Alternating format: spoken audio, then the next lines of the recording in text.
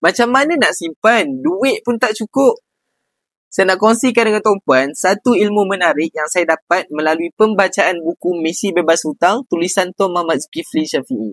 Sebenarnya tuan-puan, rasa tak cukup duit untuk menyimpan ni bukan tuan-puan je rasa. Semua orang rasa benda yang sama. Bila kita simpan duit, kita akan rasa tak cukup untuk berbelanja. Tapi sebenarnya tuan-puan, kalau tak menyimpan, tetap tak cukup duit untuk berbelanja. Jadi, lebih baik kita menyimpan. Menyimpan ni tuan-puan adalah soal keutamaan. Bila kita bagi keutamaan untuk kita menyimpan, maka kita akan hadkan perbelanjaan kita mengikut baki yang kita ada. Menyimpan sebahagian daripada pendapatan adalah asas membina kekayaan. Besar mana pun gaji kita, tapi kalau kita tak mulakan simpanan, kita tak akan kaya.